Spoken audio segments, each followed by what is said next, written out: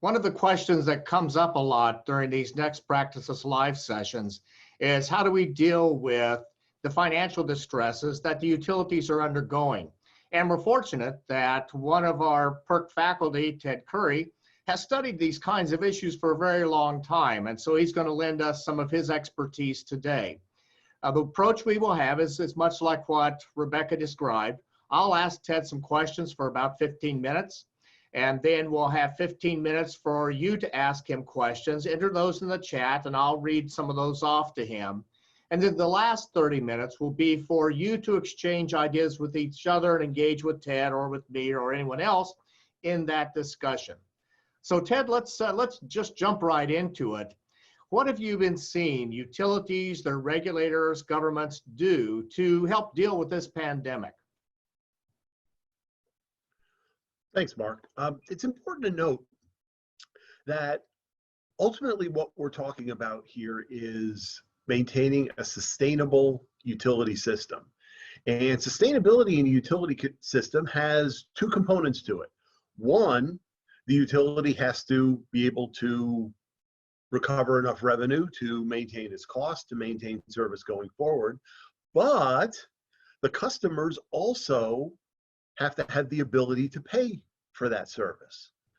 So, what you want to avoid is a situation that our friend and colleague Sandy Berg talks about, where the utility is pretending to provide service and people are pretending to pay for it. That doesn't benefit anybody in the long run. So it's important to note that whenever I talk about sustainable system, we're talking about both components, both from the utility perspective as well as from the customer perspective. Now, a lot of the responses so far have been from the customer perspective. So what you've been seeing is deferments of payments. So utilities may be temporarily putting off recovery of some of that revenue while customers might have other things to be spending their money on. Utilities have had to be a lot more flexible in the way they're accepting payments. There's many customers still go down to the local utility office and pay in person in the lobby of the utility building, and that's no longer possible in most countries. So utilities have had to be a little bit more flexible in the way they're accepting payments. And then finally, you've seen a number of utilities, a number of countries instituting more lax disconnection policies. In some cases, complete forgiveness for or a no, they might have a blanket no disconnection policy, but at the very least, they are relaxing the usual standards for disconnection of service, recognizing that water, telecommunications, electricity are critical services in the best of times, but in the worst of times, it's even more so. So so most of the efforts so far have been focused on the customer, but as we said, we need to look at both perspectives, utility and customer, when we're talking about a sustainable system. So how are these efforts to take care of the customers affecting the finances of the utilities? Well, yeah, what this has meant, the immediate effect is primarily a decrease in revenue. As maybe customers are taking a little bit longer to pay, or they don't have the same incentive to pay because the threat of disconnection has been removed. But some of that has also been driven by reduced demand, mostly from commercial and industrial customers. Because you have lower demand, that may also mean that costs are going down. But for especially electric utilities, water utilities, since so many of those costs are fixed costs, you tend to get, the costs are probably not coming down as quickly as revenues are. Rebecca, if you could pull up my slide for just a second, please. This is an interesting study that Chris Trimble and his group at the World Bank did back in 2014, published in 2016. And I wish I had this type of information for all the utilities in the world. I don't know of any other study that's looked at other regions.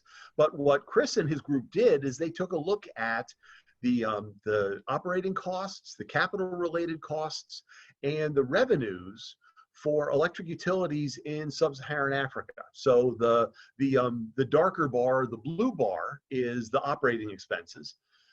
So salaries, fuel, maintenance, things like that, things that are necessary to keep the utility running. The lighter colored bar for each of these are capital related expenses.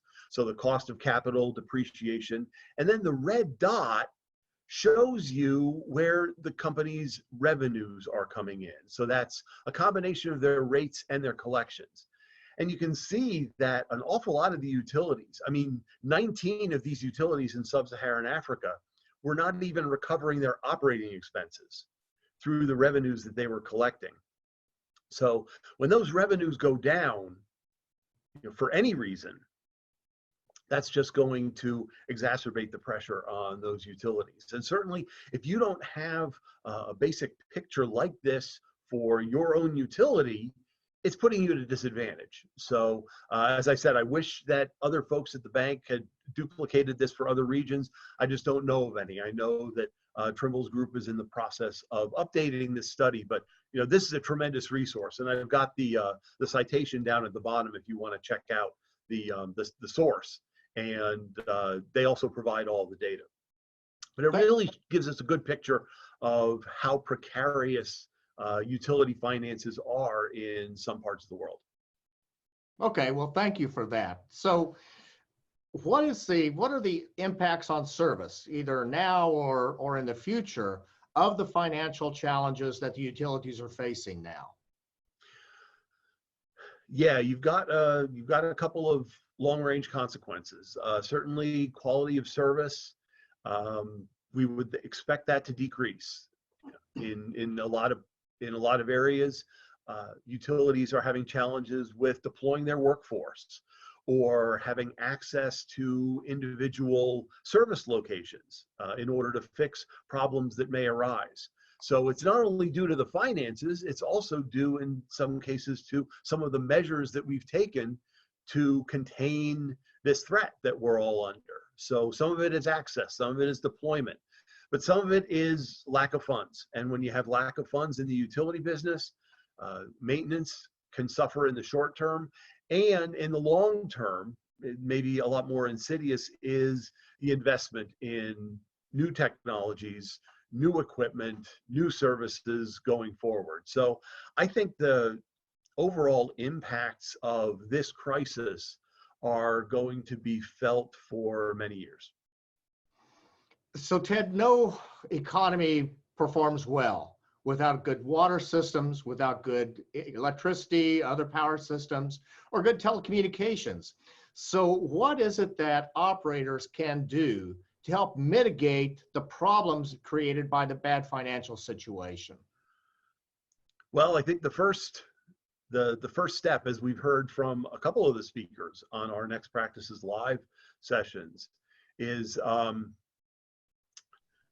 probably need to be in greater communication with your CFO, because everything I'm going to talk about, your CFO, he or she already knows this, but it may not be information that is regularly shared with the rest of the company. So my first bit of advice is start getting in more regular communication with your CFOs.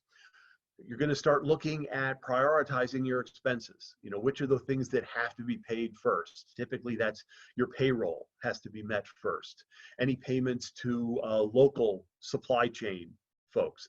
When the CEO of Manila Water was on a couple of weeks ago, he said very clearly he needs his local chlorine provider to be financially stable. He depends on the chlorine for the water system, so he needs that operator to stay in business. So your local supply chain, that's typically where a lot of your priority is going to be. You're going to have to take a look at fuel contracts and bond provisions, bond covenants. Do your fuel contracts allow you to, do they allow some flexibility on payment? Typically a fuel supplier is not going to cut you off if one payment is a little bit late, but how much leeway do you have? Are there penalties in your fuel contracts? Are there potentially bond covenants that might be violated if an interest payment is late or if a principal payment is late?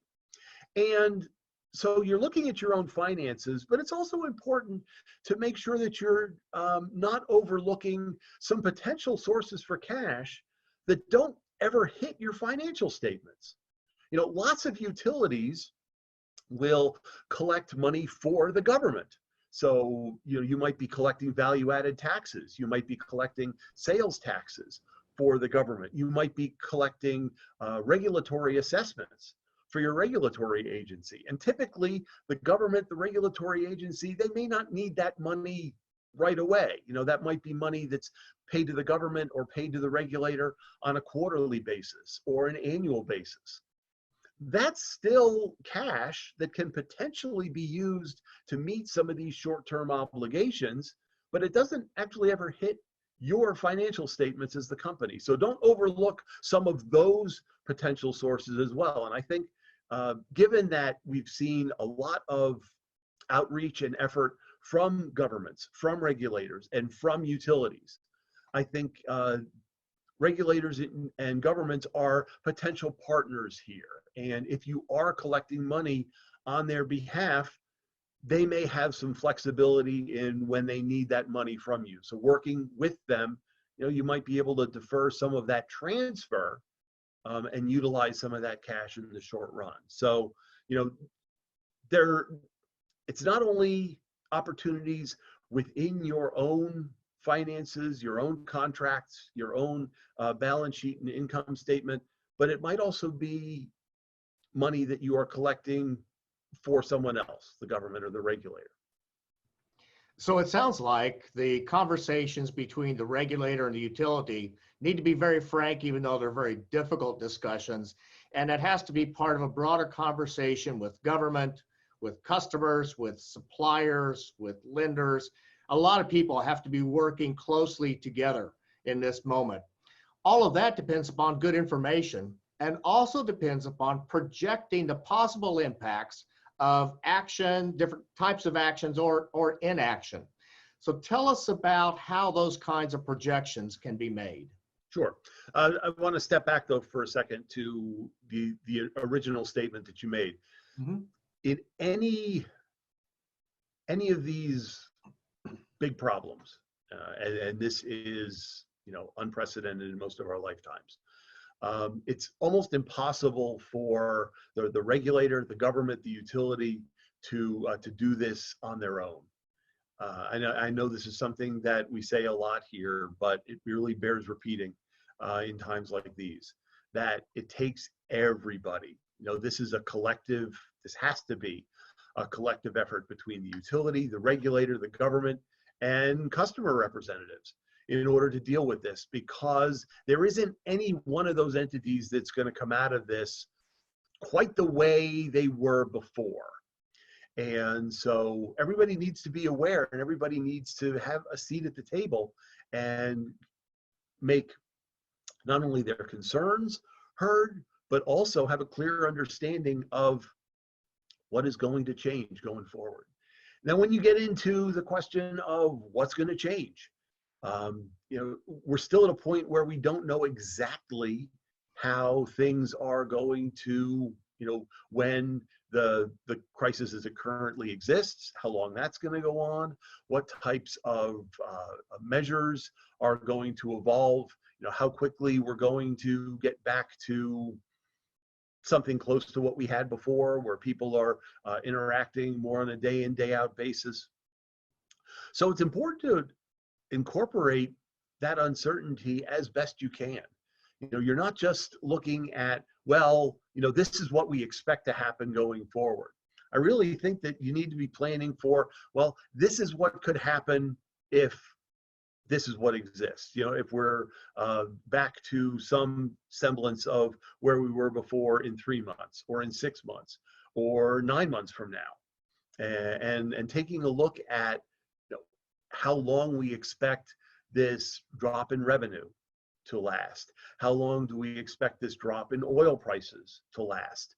And what might happen if, things change? So you're not just looking at one, this is what we expect to happen over the next year, over the next 2 years in terms of any financial or investment projections, but what happens under a number of different cases. And that by looking at it that way, I think you're going to be more prepared when we actually see what's going to happen going forward. As we've been saying all along in these, nobody knows how this is going to end, if it ever does. I think that our systems will evolve, they'll adapt. But I think it's pretty clear that this threat of diseases that maybe we're not ready for, that type of thing seems like it's going to be with us. And we just have to figure out what our system is going to look like. But looking at a number of different possible projections of the future is a big part of that. All right, thank you, Ted.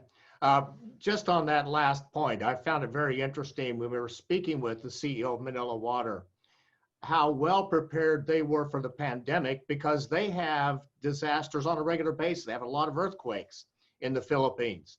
And so dealing with emergency situations was something they were familiar with. So I've asked several questions. We're at my 15-minute time boundary. So if people in the audience have questions for Ted, please enter them over in the chat side. We received a few in email earlier today, and I just want to start with those. So Ted, this question comes from the energy regulator in Bangladesh, and they are in a situation where they adjust energy prices according to fuel prices. But with all the shutdowns, it's hard to have public engagement on that, and they're required to have public engagement. So what are you seeing as practices around the world, in the United States, for regulators to handle energy pricing and to handle this public engagement? Well, actually, in that question, there is one. While I understand that situation is frustrating, that you see on the utility side, you see costs coming down because fuel prices are going down, but rates are not being adjusted. One advantage of that, though, is that you are alleviating to an extent that revenue pressure on the utility. So, in this particular case, the utilities costs may be falling. The revenues, are probably also falling, but you may not have as big a gap between cost and revenue as you would have had under other circumstances. But I think this particular question really highlights the main reason that a number of countries incorporate fuel adjustment charges in their rates. So, they don't need a complete review of rates to look at a particular component, like, say, fuel.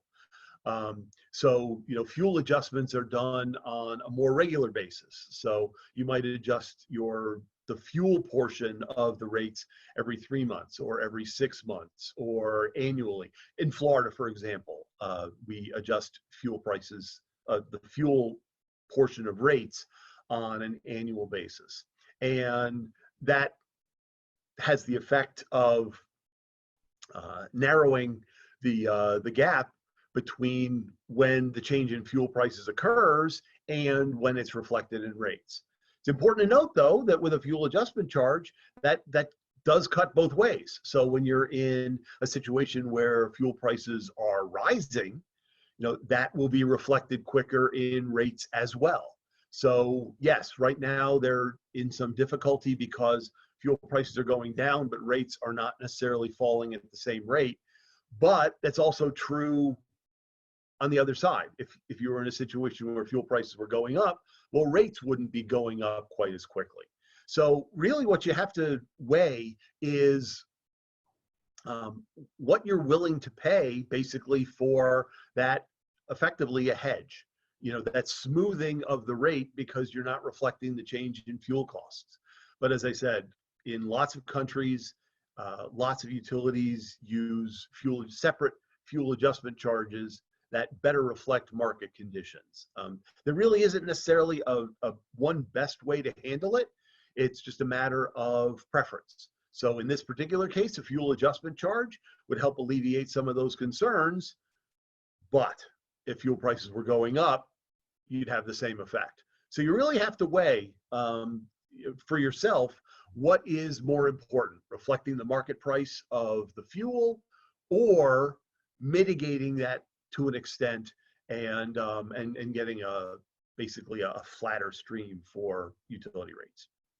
Okay, so related to that question we have a question from Ram, and he's saying, okay, so if a lot of stakeholders are going to be involved, not all of them are really motivated very strongly to be involved. So what kinds of suggestions would you have to help motivate the people that need to be in these discussions? Well, I think a great example of this is back in 2007. In 2005 and 2006, the state of Florida got hit by 10 hurricanes over the course of 2 hurricane seasons. And the Florida Public Service Commission, at the conclusion of the 2006 hurricane season, said, we really need to make sure that we're doing everything we can to make the system more resilient. And they actually came out with an order. They held a series of workshops. They brought together interested parties from consumer groups, utilities, industry groups to talk about different things. And then they issued an order that specified this is everybody's level of involvement. And there are a lot of folks, looking back, we still have this regular involvement. The Florida Public Service Commission still brings everybody in before hurricane season to talk about what type of preparations are being made, what's been done in the past, how those things performed. And almost everybody you talk to that's involved in this effort says that it would never have happened without the power of the Florida Public Service Commission behind it. So if there is an authority in your particular country that has the ability to pull these different groups together to effectively order these groups because they have some sort of statutory authority or some sort of administrative authority, then it's time to find out who that is, because an arrangement like that can be very helpful in bringing folks together. So if you don't have a system like that, it's worth looking at it and saying, well, is there something that we can do here to change that? But that's, having somebody with the authority to do that is a very powerful tool in this case. All right. So that reminds me back to some of the discussions that Araceli had with Jeff and a few other people we've had on, how do you practice leadership in this moment? Sometimes the regulator is practicing leadership, not just executing its authority, but actually mobilizing people to deal with some of these challenges. That's a good point. So I've had a couple of questions from different people, one in email, one on the chat, talking about, well, what if the utility is part owned by the government? That presents particular challenges. What's the role of the regulator when the government's both the owner and the policymaker? But then also it changes how the utility might obtain financing or obtain money to get through. So what are your thoughts on the kind of benefits, challenges that people regulating a state-owned water energy utility are going to be facing? Yeah, regulating state-owned enterprises is always a challenge under the best of circumstances, and can certainly be a challenge, even more of a challenge during times like these. But similar to the question from Bangladesh, there are some advantages to that type of arrangement. Now, the finances of the utility and the finances of the government may be a lot more closely aligned. So there may be an additional source of information or another source of financing. In that slide that I pulled up before, you notice that a lot of those utilities aren't even covering their operating expenditures. But it's important to note that those utilities are still providing service. It's just the government is making up the balance. In most cases, those are government-owned utilities, and there may not be an arrangement that separates the utility as a as a separate corporation or as a distinct commercial enterprise. So you may be in a situation where basically the government takes in the revenues from people paying their bills. The government pays out the bills of the utility. And sometimes you know if there's a difference between those revenues and those costs. Sometimes you don't. I mean, we've dealt with countries that, where the government's paying the utilities bills, taking in the revenue from people, and they don't have a clear picture of the difference between those two. So, that has a potential to impact the sustainability of the system, but it also eliminates a step. The utility now doesn't have to go to the government for potential relief, short-term loans and the like, because, well, they're getting their money from the same pool. So yeah, there are challenges. Most of the challenges tend to be in terms of incentives for efficiency, for operation, for prioritizing services. Sometimes there are issues with regards to distribution, who's receiving service and who's not. But and for those, typically what we're relying on is clear rules. Are there clear rules in place? Does the utility know what is expected of them? We've seen lots of situations where you have a government-owned utility. The utility doesn't have a clear understanding of what is expected of them. Or,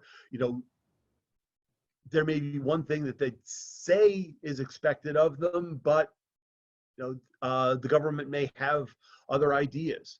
So, a clear understanding of this is what we expect you to do is critical in times like this.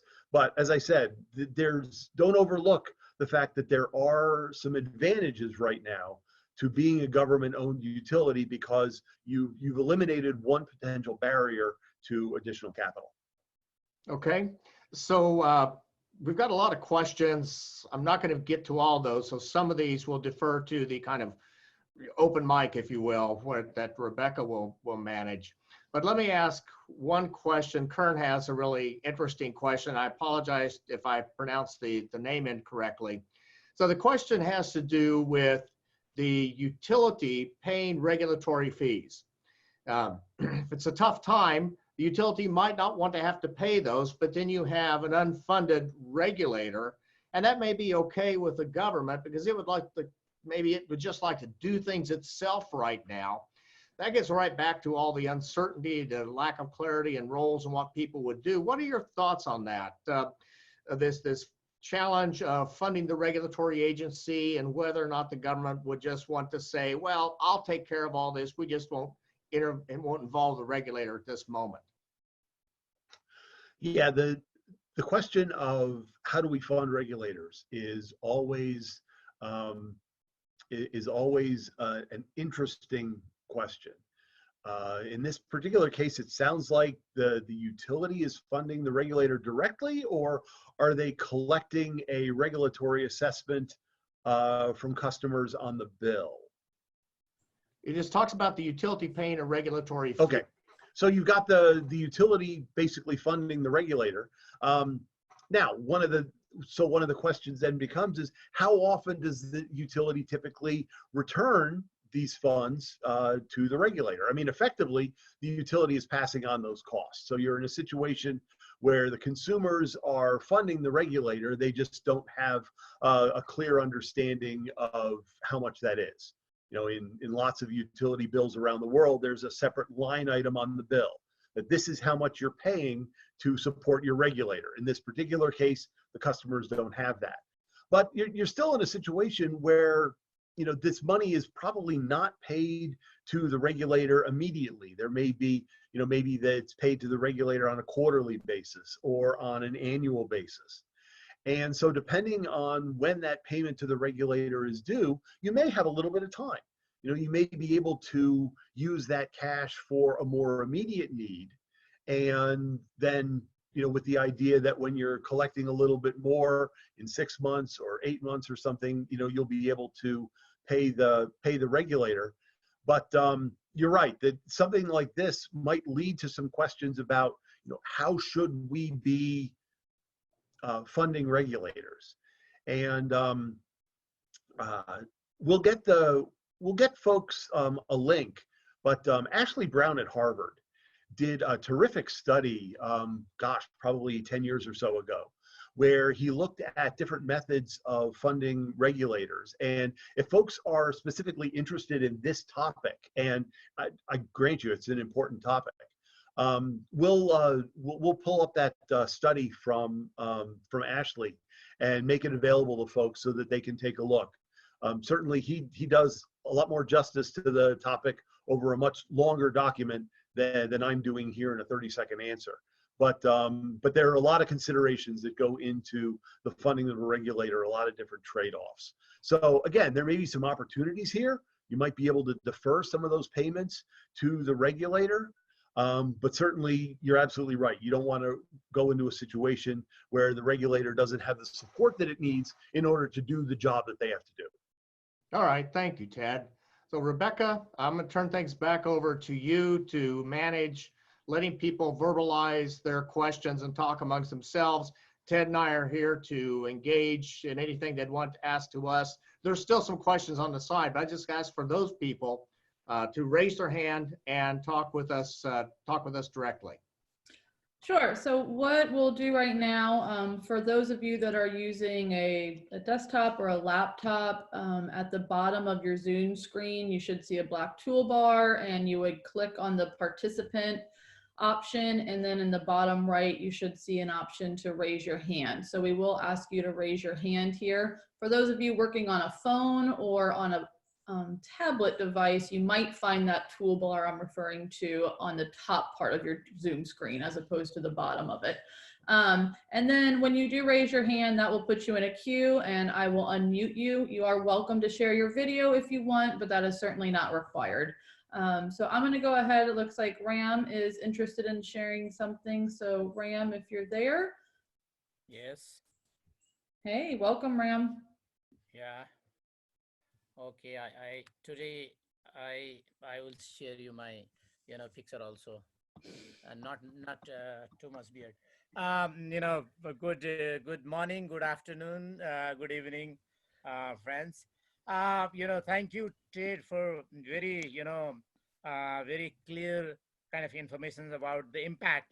I just wanted to share you some of our approach in addressing those impacts, especially the revenue side, and also other aspects.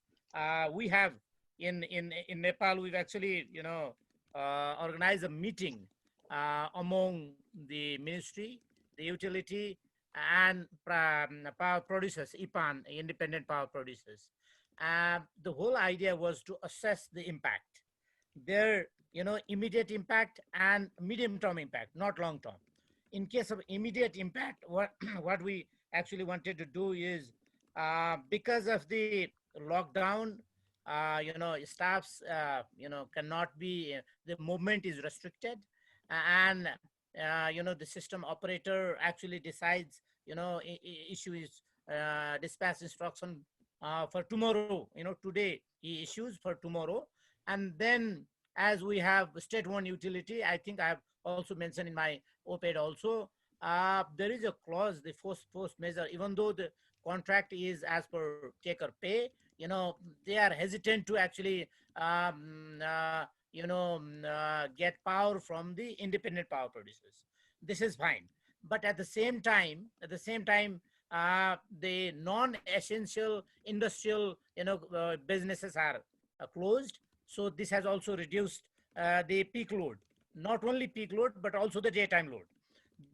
But in the residential load, domestic load has been increased, but it's still 30% drop in revenue. And utility is asking, they have problem in maintaining their cash flow. You need to pay their staff salary, also operate the systems. This not only utility but also other power producers. There we propose a kind of lump sum amount, 1 million. It close to $1 million US. And then we actually wanted to give them as a kind of advance, but utility said no, because we are now in problem. You need to request to the government. So government is saying government is because pressure from everywhere, and then we invited a meeting where we proposed the risk needs to be shared equally by everybody, meaning the industry, the power producer, the utility, government, and the customer. Customers, risk will be reflected in the tariff.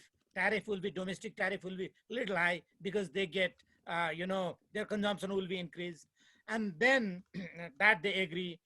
Consumer representative, actually, we also did this Zoom meeting, and then everybody agreed that one. And another one is we also need to identify the critical and non-critical staffs, and what need to be done. For example, repair and maintenance will be put on hold. Now you need to run the projects. That was one. And supply disruption also needs to be open in coordination with the local authority. These are kind of in a short-term approach. For the longer term, what we are now thinking of is, we have 93 power stations injecting power to the grid, and then the impact is huge. So what we actually try to develop a model is based on per megawatt, the labor impact, the equipment impact, supply impact, and then all those impacts will be quantified. This is one part from the power producer side. Another one is for the utility, of course, the compensation mechanism. We have got, a high level committee. There is a, COVID impact fund. Yeah. I'm gonna have to cut you off in a pretty quick because Yes. I've got other people wanting to talk. So is there kind of a final point you'd like to make? Yeah, just one. This impact assessment. And then our idea is to, for example, 100 million is the loss. Then we try to divide among all stakeholders and try to satisfy everybody. This is what I just wanted to share you. All right. Well, thank you, Ram. I appreciate that. And he did an op-ed, and that is available on our Academy of Regulatory Professionals site. I also put it on my personal LinkedIn site, so you can find it and read what his analysis has been. Ted, you had something? Yeah. My preference, I understand. I understand a lot of the utilities now are coming to the government for for some sort of relief, and I understand that perspective. It's my preference, and maybe this is just occupational hazard of being an economist. It's my preference that whenever possible we tie those types of payments to some sort of incentive mechanism. So either some sort of availability or production mechanism instead of just a lump sum. If you're in a situation where you're offering a lump sum, what prevents the power producer from taking the money and, well, they're not going to use my power anyway, and simply furloughing their employees? That's not what you want in a situation like this. So I think it's great you guys have thought about this. Sounds like you're running different types of scenarios, bringing folks together. That's so important at a time like this, even when it's virtually. My only comment, though, is I like to see payments, if they're necessary. I like them to be tied to performance incentives in some way. That tends to work a lot better for the sustainability of the system that I talked about at the beginning. All right. Rebecca, Thanks, who else Ted. has a hand up? Yeah, so Krista is going to join us here, I believe, from Trinidad and Tobago. Are you there, Krista? Yes, I am. Welcome. Okay, thank you guys. Thank you for the presentation a short while ago. It was well received. So in Trinidad, we have done a number of things to reduce or to flatten our curve, and that includes having schools closed and a number of other business establishments. So right now, we only have pharmacies, supermarkets, mini-marts, and those types of organizations being left open. So what we have found, or what I do believe has happened, is the crisis has essentially shone a spotlight on previously existing telecoms access gaps. It has exposed it significantly, and in a number of instances, I do believe that new gaps have been created because as a result of the number of establishments that are closed, there are also a number of people who are now unemployed, and cannot afford basic services, including telecom, despite the fact that in a number of instances, they are receiving government assistance. So my question is, what do you think about a redefinition of access deficits at this point in time, at least in the short run, while we battle this global pandemic, in an effort to have access to a country's universal service fund where that fund does in fact exist? Yeah, so I'll talk about that, Ted, and I'll see if people from the audience also have some suggestions on it. So what I have seen people doing, and I think it's probably as well as you can do in the moment, is to try to get as much cooperative involvement as you can from the telecom operators, allowing delayed payments. If it's necessary to free up radio spectrum, to free up some additional funds. I've seen that in several situations. And you're exactly right to be thinking that, at least this is how I understand it, you're exactly right to be thinking that this tells us something about what the longer term goals should be. We probably can't redefine universal service goals in this moment, but now we know. And once we think about does this reoccur, we now know kind of what the requirements are for having an economy that is in lockdown, that it has to go electronic. I'm just finishing up a study with one of our postdocs here on how valuable are the telecommunications services during a time of pandemic relative to normal times. And it turns out they're about 6 times more valuable to people. So that tells us that when we want to think in terms of how common might these pandemics be going into the future, how do we want to prepare for them, that value proposition is actually quite a bit higher. But I'd like to open up, is there anyone else in our group here that would like to address the question that she's raising? Mark, can I just make a point quickly? Sure. Go ahead, Ted. I think this also, Krista brings up a great point about kind of rethinking what we expect from service. I have a suspicion that this current crisis is going to have an effect on, when we're thinking about, how much bandwidth, for example, does a particular house need? Relative to what normal use was, maybe now that you have, 2 or 3 kids that are trying to access educational services at the same time. 1 or both parents trying to attend virtual meetings at the same time. I think you'll definitely see a redefinition after this of, what we expect from service and the boundaries for any stress tests that we put on our systems. So that's a great point. Anyone else have their hand up, Rebecca? We have some questions in the chat we could get to. Yeah, I do. Well, Kern sent me a couple messages privately. I think maybe he was trying to direct those to everybody. But Kern, if I unmute you now, did you want to bring your questions to the group? Kern, are you there? Yes, I am. Hi. Good morning, everyone. Okay. I have 2 questions actually. The first one is, in cases where utilities are privately owned and pay dividends to shareholders, do you believe that shareholders will be willing to forfeit dividends in order to ensure continuance of the utility in light of the pandemic? And the second one is, can government introduce legislation where a portion of the bills that customers pay would be allocated to a universal fund, and that fund would be for the purpose of the payment of customers' bills in the event of a pandemic like we have now, or for example, a natural disaster like a Category 5 hurricane that has far-reaching consequences? Ted, would you like to take those, please? Sure.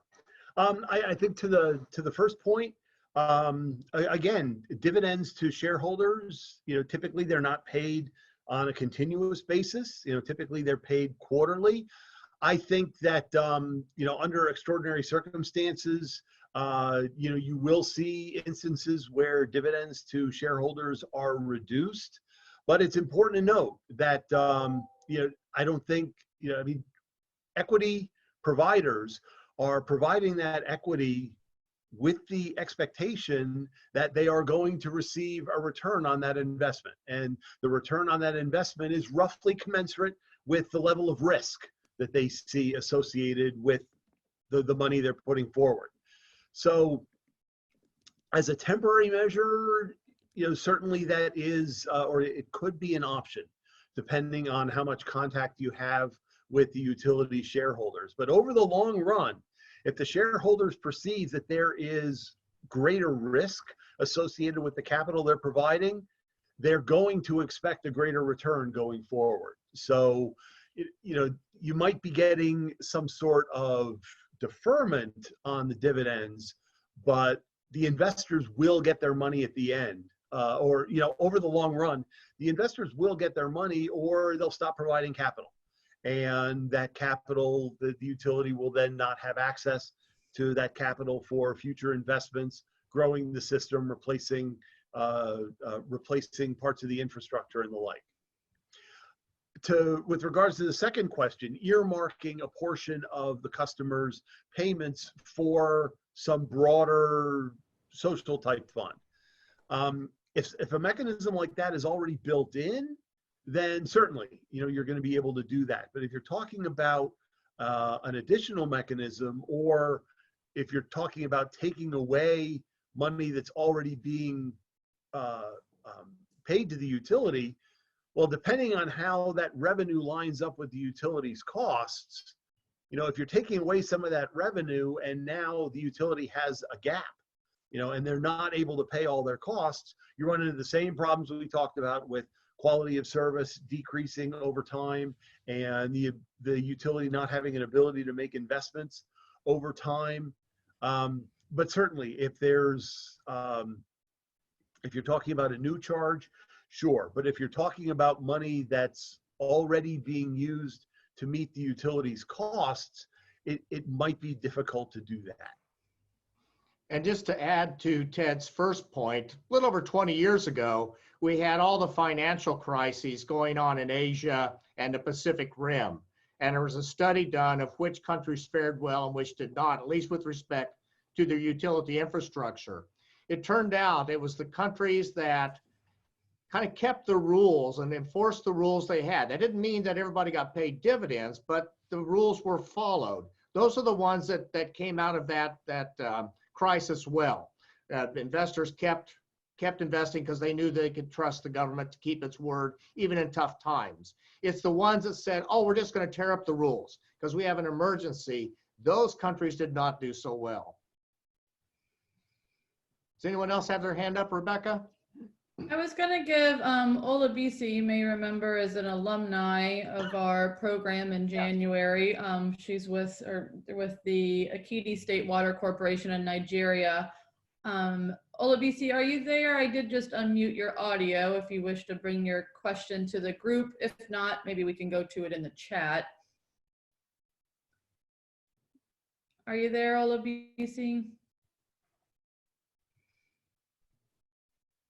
Okay, I'm going to go ahead. Yeah, if I can read it here though, or Ted, I'm not sure if you see that. But the customers cannot go to banks for payment of water charges due to the lockdown. Unfortunately, the recently developed web portal, which should have been an alternative payment platform, has not been commissioned. What are any strategies you might have to suggest for the unpaid water bills? All right. Apologies, Olabisi, that we missed you getting you talked in there, but thanks for joining. Ted, what would you say? Yeah, I mean, this is, as I pointed out, in a lot of cases, people are losing that in-person, that in-person aspect of being able to pay. And now if you've taken away, or if now the online aspect is not available. A lot of utilities allow customers to pay by phone. There may be other options where the utility can do outreach in certain areas, perhaps payments in drop boxes, so that payments where you don't rely on explicit human contact in order to make the payment. But you're absolutely right. Your frustrations, you're starting to limit your options. So it's probably time to, are there other strategies you can use that limit that in-person contact? And yeah, I mean, the two that come to mind for me are Dropbox type payments, secure drop boxes. And then, but of course that requires people to travel to a particular location. And then, are you equipped to take payments over the phone? And I mean, chances are if you're able to take payments online, you probably have a lot of the infrastructure in place to take those same payments over the phone. But again, local laws, local conditions might affect that. But those are, for me, those are two options that come to mind. Yeah, and I'll refer people also back to two of our archived sessions that we've had. One with the CEO of Manila Water. He talked about this issue of people being physically unable to pay their bills and how, as I recall, they're deferring those payments. I could be wrong. Please go back and look. And then Roxana Barentes, in one of our sessions as well, talked about people not being able to physically show up to pay their bills. And she talked about some options there. I don't know that we've had, some people are paying by phone. I've not heard of anyone using mobile money for that, but that might be an option as well. Rebecca, somebody else has their, oh. Yep, Osalade, are you there? Yes, please. Hi, welcome. Yeah, thank you very much. I want to appreciate everyone for this meeting. I said my question earlier through the email. I don't know if they have answered it. I joined the meeting very late. Ah, yes. So we did talk about the first one of those questions about the challenge of the government being both the owner and then the policymaker, the regulator has to regulate that. Maybe I can get Ted to hit the high points again. And the other question had to do with how to be an effective regulator as the industry is being fairly dynamic and changing its role. For that question, I'd like to defer that to a future session since it's not directly on the finances, because we will be talking about, we've talked about that some before, we will be talking about that again. So join us in the future for that one. But Ted, would you mind just recapping the government ownership challenges? Sure.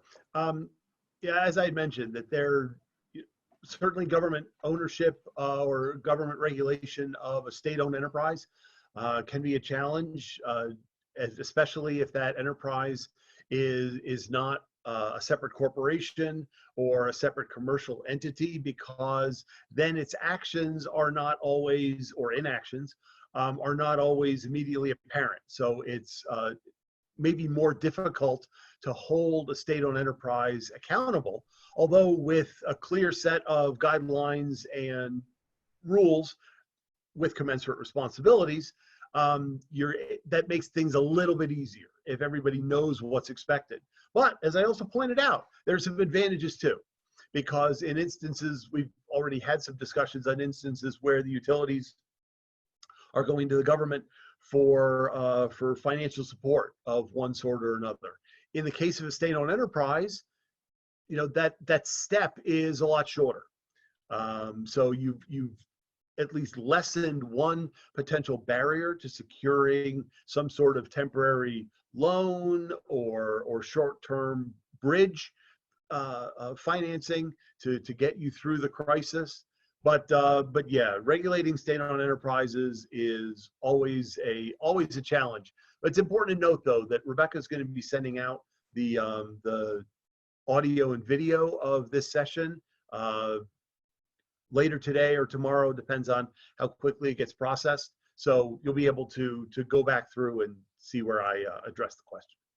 All right. Well, thank you, Ted. And just to point out to people, if you look in the chat, and we will archive the chat as well, Eileen from the Philippines talks about that bill payments are being deferred until after the lockdown, and there's methods for paying those. And then Ram also adds that it's with, if meter reading is a problem, something that they're doing there is just using the previous month's bills and using those for the amount. So lots of different things people are trying. So we need to start wrapping up. Ted, I have one more question for you. You are preparing a course that deals exactly with this type of an issue. What kinds of things are you preparing for that, just so people know? Sure.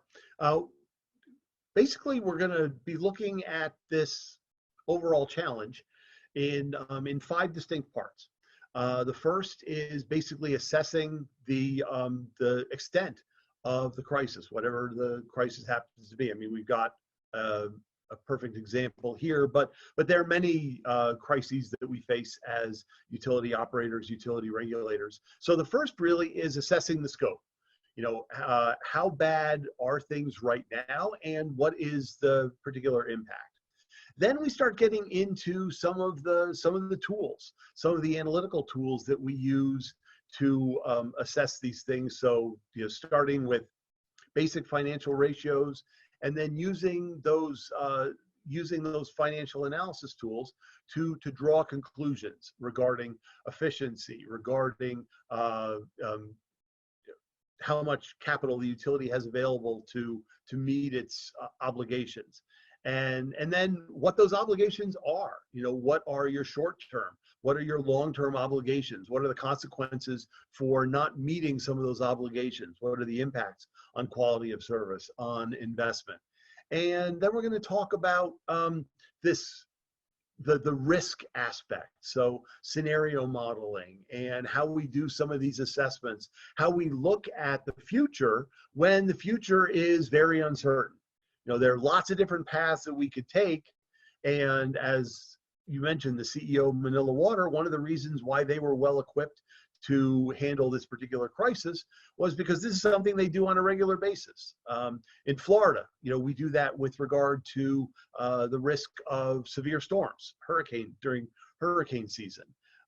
But not everybody does that. And so we're going to go into some of the steps, some of the tools that we utilize to put that together, and then how we use those tools to make decisions. All right. Well, thank you very much, Ted. That's greatly appreciated. And I just want to thank everyone for being with us today. As you can tell from the discussion today and all that we've had, we're all in moments now where there's no best practice. It's only next practice. So keep learning and keep sharing what you learn. And we'll keep all these channels open for that, because that's our mission, is to help you be successful with the infrastructure in your country. So thanks for being with us today. I'm going to turn things